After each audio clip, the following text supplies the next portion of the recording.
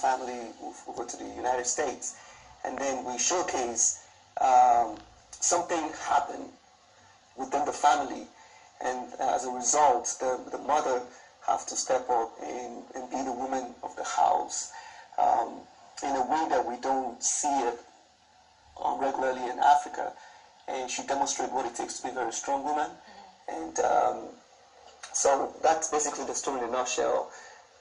When people ask me to just tell them about Still Standing, I said it's a film that when you watch it, you're going to cry, you're going to laugh, you're going to walk out of the room believing that I got to do something with my life. And Bobby here is a lead act on it and did a fantastic job. I'm sure a number of women will take you to stick over what you said about women not taking up, not being used to certain roles like being the breadwinner, because it happens everywhere. You know, you really said that you find that more women than men actually running things in their homes.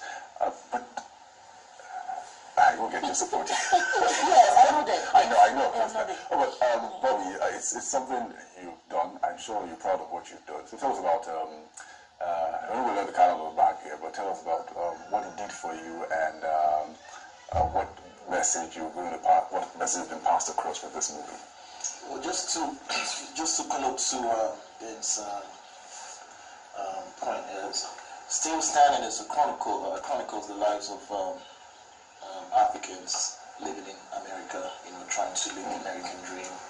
A situation happens in the family that tests the strength and power of the African woman, and that's what gets unraveled as the movie goes along. I understand the part that you want to keep this on the wraps. I mean, there would be a reason to go to the cinemas when this movie premieres to watch it. So, not giving so much away, we understand that. But back to, let's look at the production of this movie. Here again, we saw the synergy between Nollywood and Hollywood. Tell us about the experience and just where we are, an appraisal of and thank you so much for bringing it up. And Bobby and I are just talking, reminiscing again about this on our way here.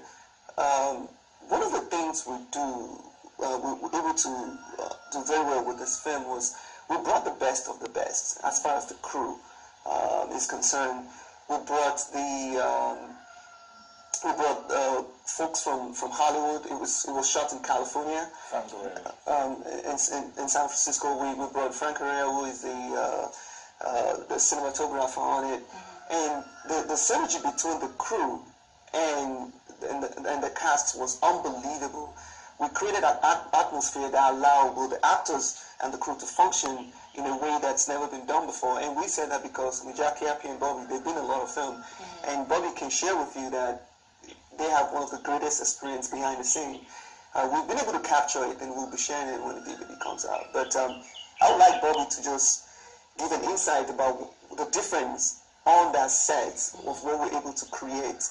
We shot the film with red camera. We used the most sophisticated equipment, the lighting crew. We had probably about 2-3 trailers that follow us on different locations. We took our time to design something different, unique. How long did it take you? To shoot the film, I would say it took us in total about 1.5 years because preparing for the film.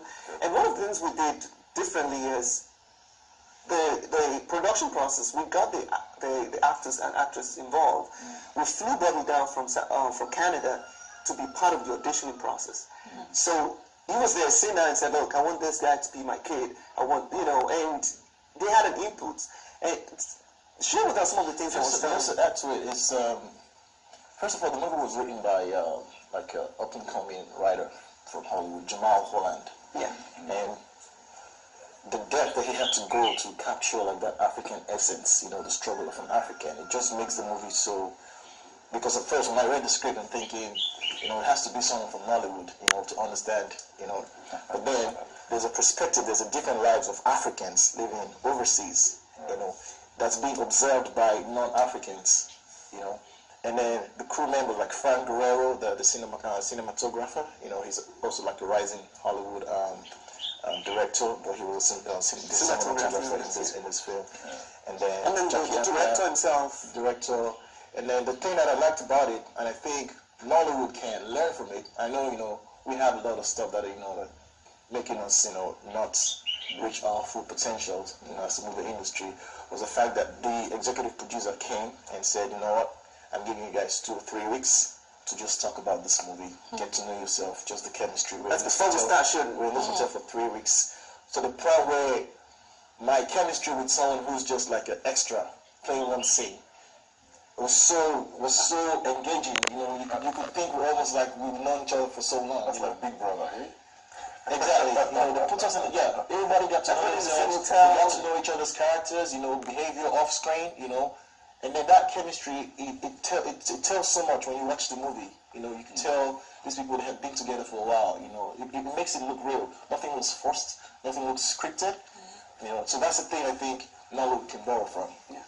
And the director of the film is also an up-and-coming. I'm an associate director, and Michael Adeyanju, and him joining us on the sets, just being a part of a big old family that we created, was absolutely phenomenal. And we also brought Tom Robson from Shot here. Missing Somebody. One of my first movies. Tom Robson was flown to California. All right, having told us this much about this movie, give us the details. When should we expect to see this movie still standing at the cinemas? We're going to release this film in Nigeria. It's been anticipated. Just to give you a little background, we won the best film in diaspora on GMA Award, and we got 2 nominations. We won 1. We also got 2 nominations on the recently completed African Magic Award. Wow. And it was amazing that we got that because we haven't even premiered the film. And African Magic Award, it's based on voting. To do a private screening here. We bringing down a lot of Hollywood stars and celebrities.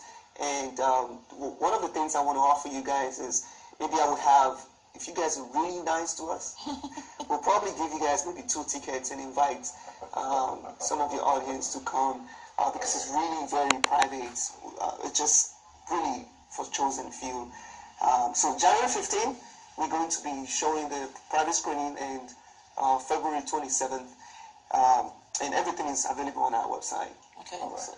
Thank you very, very much for coming. We're looking forward to those all the screenings and all of that. We've been speaking with Bobby Obodo, lead actor in Still Standing, and Ben Adeyanju, who associate producer, Still Standing. Great to have you guys on the show. And I just say one last thing. Okay. Thanks to my fans. Still Standing is a must-watch.